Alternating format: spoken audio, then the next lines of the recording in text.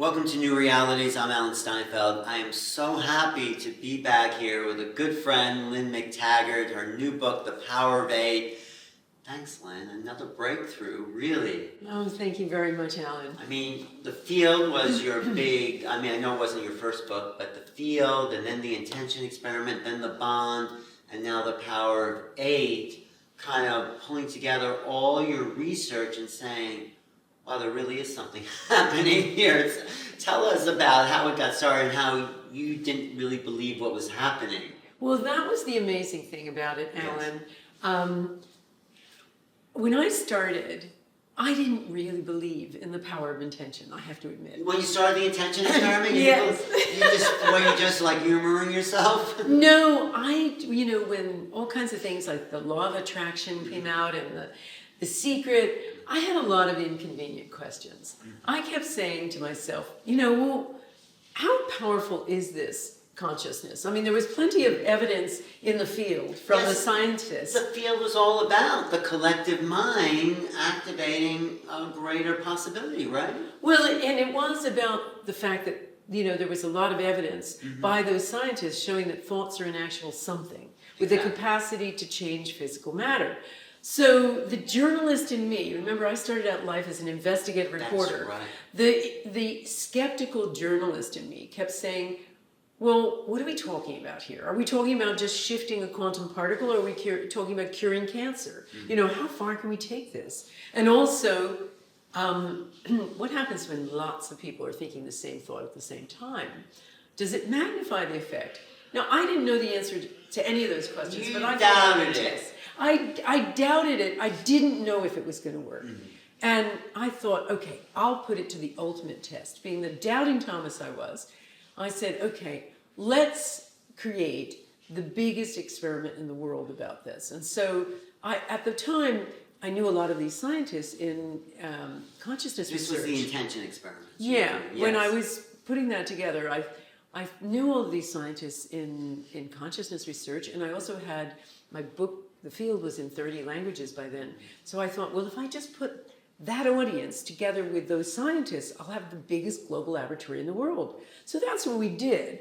And I had no idea if it was going to work. I thought, okay, let's give it a shot. And the weird thing is, it worked. I mean, it really worked. What was the biggest intention experiment in the world that worked? Well, the point was, they all worked. I mean, I've run 30 to date where we've had the measurable responses. We're still working on the responses. Give me an example of what worked in that. Like, what did you set up and what was the results? Well, one of my favorite experiments was a very simple one. We started out with the different scientists. They wanted to start out small. I mean, I wanted to try to get people out of burning buildings with our thoughts and cure cancer. And, I talked to the scientists and say, let's do something big. And they'd say, let's start with a leaf. And it was a little frustrating, but I could get that they wanted to take baby steps because we were doing something that hadn't been tried before. So we started out with leaves and seeds. And one of the experiments I did with the University of Arizona, Dr. Gary Schwartz and his team, was simple seed experiment. We'd have 4 sets of seeds. They would send me photographs of the seeds. There'd be 30 in each. If I was speaking somewhere, I would do the experiment, or over the internet we would do it.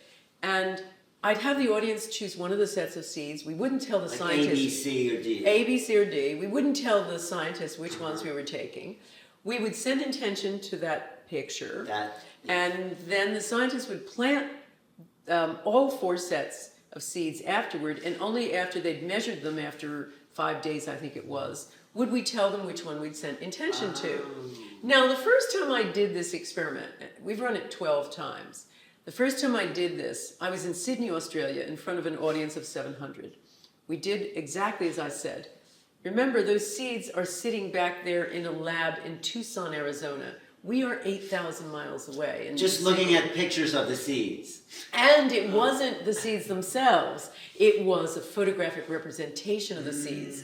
So that in itself was pretty amazing. Because I started getting the idea, we're creating some sort of psychic internet. But the results were what? The seeds, in every single instance, the seeds sent intention grew significantly higher than Really? And you could tell. every single This is no, the no, seed. this was measured. This was Amazing. measured. So that was pretty unassailable. And- But And you were surprised, right? well, I was surprised because I was shocked.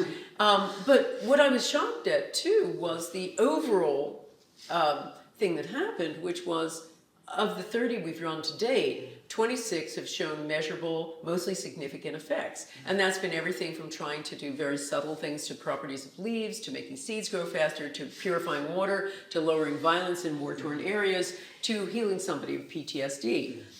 But that isn't the interesting part of the story. Okay, that's pretty interesting.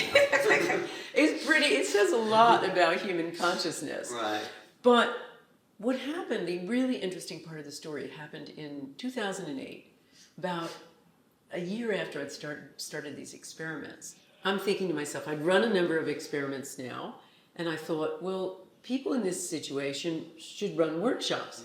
Now, I'd only run a few workshops at that point, and I wasn't sure how we could have an experience that would replicate the big things that were happening with the intention experiment.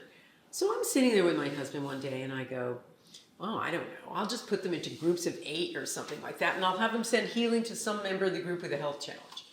And my husband's a great headline writer, he's also a journalist, and he goes, great, the power of 8, I like it. So we have our first experiment in Chicago, our first workshop. We put people into groups of 8. I'm telling them to all hold hands or make sure it's an unbroken connection and do this and do that. And while I knew that, I knew about certain things that make intention work better. I worked with a number of intention masters for the book, The Intention Experiment, and I'd also studied what worked best with intention in the What works lab. better for intention? Clearing? Being specific, a highly focused and energized state of mind, sending it out through the heart. Being very specific is one of the most important things. Right. Yeah. Be And careful for what you ask for. In other words. Exactly. Okay. But so, be very specific about what you ask for. So I knew all of that, but I didn't know how to do anything with this group intention. So I asked that we go through it, and I figure it's going to be a nice little feel-good exercise, like having a facial. So the next day we have them back, we hand them the mic in turn, and they say stuff like this. They say, you know, I had terrible arthritis and my knee was really bad and I'm walking normally today. I had IBS for years and years and years and my stomach feels normal today. I have terrible migraines. I have them every day of my life. My headache's clear. And on it went for about an hour. Ryan and I, my husband and I, are looking at each other with our mouths open. We don't know what to make of this. And I didn't believe it. I had a problem with this. I said, this is a big placebo effect. I don't believe that we're doing anything, you know. And I, you know, as any journalist can tell you, I buried the lead of the story. So, but I carried on doing workshops, and in every workshop I did, I was trying this out. And every time, there were these amazing healings. We had somebody with cataracts who said she was 80% better afterward. We had loads of people with arthritis who were walking normally the next day. We had a woman with MS who came the next day without her crutches. We had a woman recently who had had a stroke. She couldn't focus her eyes. She said her eyes were focusing normally afterward. You know, we had hundreds, maybe thousands of this over the years. And to everyone, I just couldn't figure it out. I couldn't figure out what this was.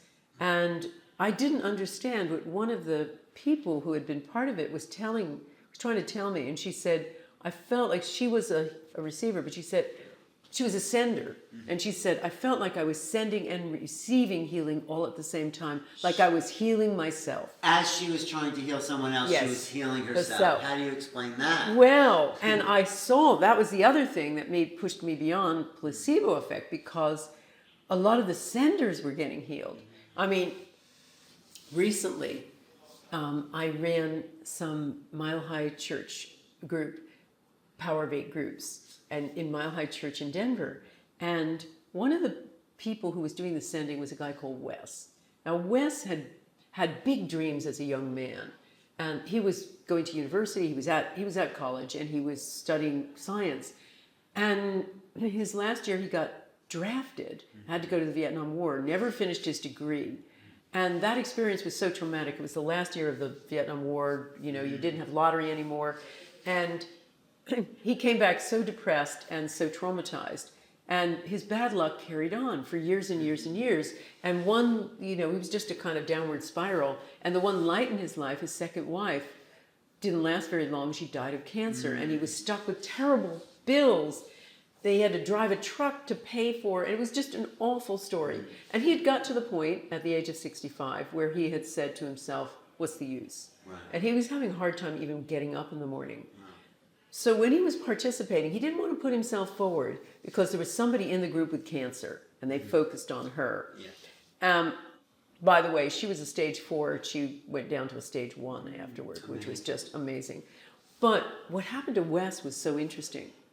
He had such an amazing experience that the next day he started waking up and it was like suddenly the grass was greener, the birds were more beautiful. Healing energy to this. He then suddenly totally recovered his joie de vivre. Wow. He got up, was excited. It was very easy to do things. He's suddenly starting to do power walking. He was doing 90 minutes of power walking, lifting weights. Just one sending of it. One sending. Wow. And his life kept getting better. He started writing.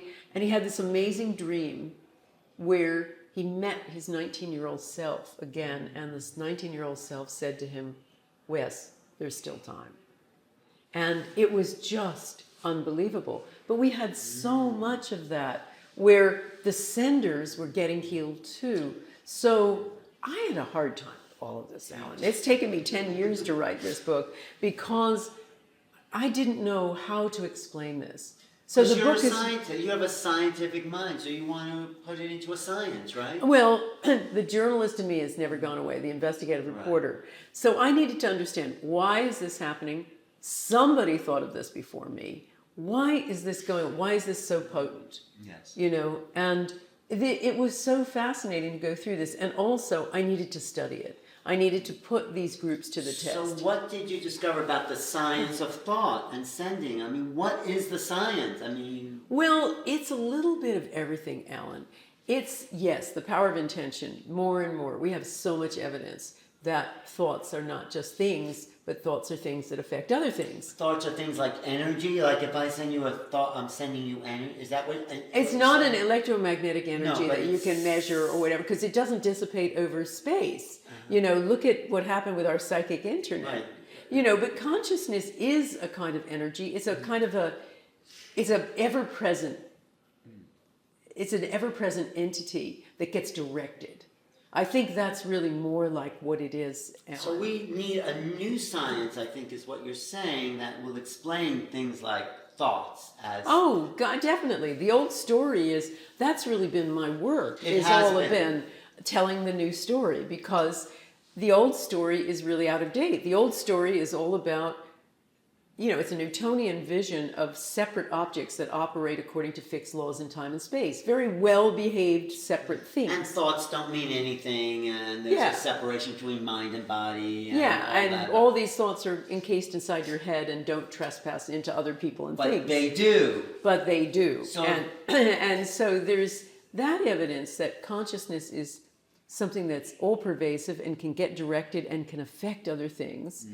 But there is also some other really interesting evidence. There's obviously group effects. There's a lot of evidence about what Émile Durkheim, the French psychologist, used to call collective effervescence of a group. Two or more gathered. There's that quote from the Bible, which is like, two or more gathered, something else is happening there. Well, talk about the Bible. Before I get on to altruism, I was looking and looking to say, somebody thought about this before me. You know, and I started looking through esoteric practices, indigenous practices, other religions, and prayer groups are nothing new. You know, all the different religions. There's minions in the Jewish religion, and there's the prayer groups that Teresa de Avila started, and you know they all have stuff them. And all that. They all have them, and the Rosicrucians did some very stuff like that. I was looking into mystical Christianity, everything. I talked to a couple of experts. What they had never heard of was the reciprocal power of this prayer, essentially. The healing power of the sender, you said. That's it. So I'm looking and I'm looking.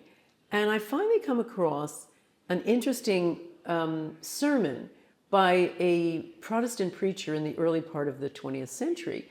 And he was saying that there had been a mistranslation in the Bible. And this was in the part of the Bible called the Acts, which is all about what the apostles did in setting up the church and spreading the word of Jesus after he supposedly ascended. And it talks about how they prayed, about 12 or so times. And it always, in the King James translation, that is the one we all read, it says they prayed with one accord. Now, that is a very anemic translation of the original. That's a funny way of putting it. But it is, because the real word, the Bible was originally written in the Hellenic Greek, and the original term for how they prayed was homothumadon, which is a word, it's actually a musical term, it's an adverb, and it means passionately with one voice. Oh. Think of a Beethoven symphony. Passionately with one voice. Yes. One Directed. projection. Yes, exactly. So, and if you look at the context, Jesus is always telling them, you do this and you will be healed and you will heal. And it was always, you pray as one. You pray together as one. And when you're setting up, one of the first things they did was they got together about 120 people with the first church, and they all prayed as one. So I started thinking about all kinds of things, that maybe it was no accident he had 12, maybe there was some important thing about maintaining this group. There's a geometric progression, 12 around the one. You can fit 12 balls around one single one. So there's 12 that touch the singularity. That's so interesting. All of this could have been part of it. And also when Judas, of course, he was the betrayer who hanged himself. When he left the group, one of the first things they did was replace him, even though the replacement had not been there to witness Jesus. Gosh, yeah. But so anyway. they replaced him, and that was really an important, obviously maintaining the 12 was important to them. So perhaps this was the first healing intention circle. Well, 12 is a sort of number of months of astrological sign. 12 Yes. does keep showing up for some reason. 8, who knows? Right. But it was really interesting to me that there was this idea of praying together, almost like a symphony, where it's individual sounds that come together as a collective voice. To make the one sound. Yeah. So in altruism, then, it's also part of this. Well, one of the things that really fascinated me was I decided to study this for a year. So I run a master class every year, an intention master class now. And what I had decided in 2015 was to run it for an entire year. So I would go through some training for the first 6 weeks, and then I'd put people into groups and I'd watch them. So I had about 250 people sign up, and we put them into groups, and I asked them to fill out forms month by month by month. What were their intentions? How were they in terms of their health, their career, their relationships, their life purpose? Not the sending of energy. Well, they were meeting together in groups every single week, virtually. They would meet on Skype or whatever, meeting together always. They were all put in groups of 8 or so. And I would watch what was happening to them month by month by month. Now, we had amazing stories of the people who continued to meet in groups. We had one guy, a psychologist, who was embarrassed to admit that he had terrible clinical depression for most of his life. And he'd tried everything. He was an integrative psychologist. He tried everything. Nothing was working. And he had the group send an intention for him to find out the reason. And he found out through some investigation that finally, after years of this, we found out in just this group that one of his liver filtration systems wasn't working, and that was sending toxins to his brain. Oh, really? And as soon as he sorted that, he felt so much better. It is really cleared up.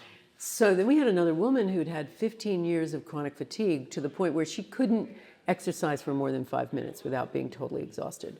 And they sent attention again for her to find out the cause. She discovered there was black mold in her dressing room, just behind her dressing room, and that was causing it. As soon as she fixed that, She's now lifting weights and going on hikes. And, on and on. We had amazing windfalls. We had people get dream jobs. Not everybody had that. Right. A few people, just a few, in the middle of the year weren't getting anything. They were not going anywhere.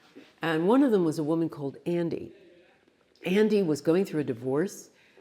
She had sold her gift store and she needed new work. And she was trying everything to intend that she gets steady work, and she has it in using her skill set, which was very good in marketing and coaching and all of that. Nothing. And we even tried going back to tried to scarcity issues and all kinds of stuff. Nothing. So finally I just said, Andy, just get off of yourself. Start intending for someone else. And the someone else I had in mind was I run a thing called Intention of the Week, where we just put out to the whole community some people to intend for who have health issues. And one of the members of my community stepdad, wrote in about his 15-year-old stepson who had broken up with his first serious girlfriend and in a fit of existential adolescent angst had thrown himself off a 40-foot structure onto hard ground. It was terrible. No, he was still alive, but everything was broken. Ooh. Everything was broken. He had nerve damage, he had brain damage, everything. The doctors didn't think he was going to live. So we set up a healing vigil with our groups for Luke. And we sent intention 3 times with his stepfather doing a running commentary of exactly what happened at the time we sent intention, et cetera. And there looked like there were big turnarounds and things going on. So we kept going with it, and here's the interesting point. Well, first of all, Andy. Well, yeah, but Luke got better in record time. Wow. He came home, he got better in record time. It was really quite amazing. Maybe it was good doctoring, maybe it was us. But what was really interesting was Andy.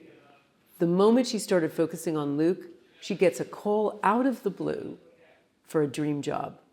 Totally turns her life around. Wow. So when I started looking at this, there were several things that were really interesting about it. Number one, the science of altruism. Altruism is like a bulletproof vest. It activates certain parts of the body, like the vagus nerve, which is the longest nerve in the body, and it's like the love nerve. It activates things like, the release of oxytocin, that love hormone that gets released when we have compassion, etc. But it also activates the immune system, and it's like a virtuous circle. So what most people don't understand is that altruism is probably the best vitamin pill you can ever take. Altruism means feeling good about someone. I'm sending you love. I'm sending you, is that what you More mean by than that. Any act, selfless act for someone else. Selfless act. And that was what was really happening with our groups.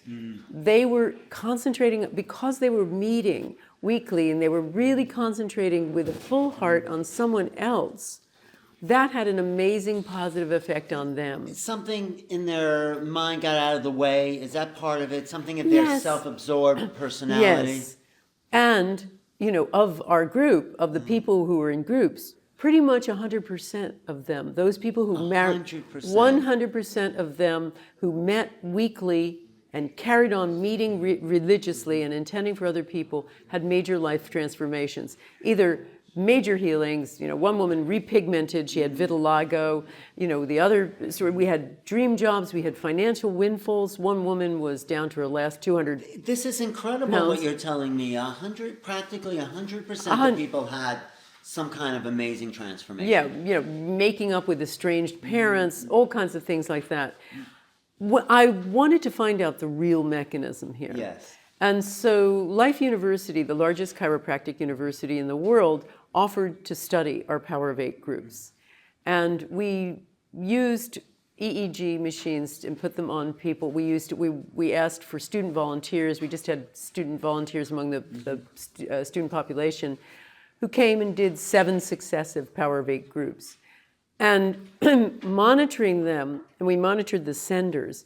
These were people who hadn't even ever meditated before, certainly had never done Power of 8 groups. Right. And almost immediately their brains went into an incredible thing of a global quieting of the parts of the brain that distinguish self from not self, and also those parts of the brain that are involved in worry, doubt, negativity. So those parts of the brains were silent. Yes. And they something else could come through. Well, this was the signature, the brainwave signature, identical to the work of Andrew Newberg, who had studied Sufi masters and Buddhist monks in ecstatic prayer. These were people who were experiencing a moment of ecstatic oneness. And that, I think, is the X factor. Is that the key? That's one of the keys. I think it's intention, Alan. I think it's altruism. I think it's a group effect. I think it's the brainwave oneness. And then I think there's another X factor. When we get off of ourselves, when we get off of ourselves, amazing things come back to us. Thank you, Lynn. I think there's another book in there. Like as you put all these factors together, there's a new science that is emerging that maybe you're there to name it because it doesn't have a name. No, and it certainly is. The big message is we're a lot bigger and grander than we've been told. Ladies and gentlemen, Lynne McTaggart, The Power of Eight, really all these examples are in the book and more. Thank you, Lynn. Thank you so much. No, it's great. It's great to listen to you. Alan Steinfeld with Lynne McTaggart. If you want to reach me, go to my website, newrealities.com, or LynneMcTaggart.com. Thank you for listening. Thank Power you. of Eight. Thank you.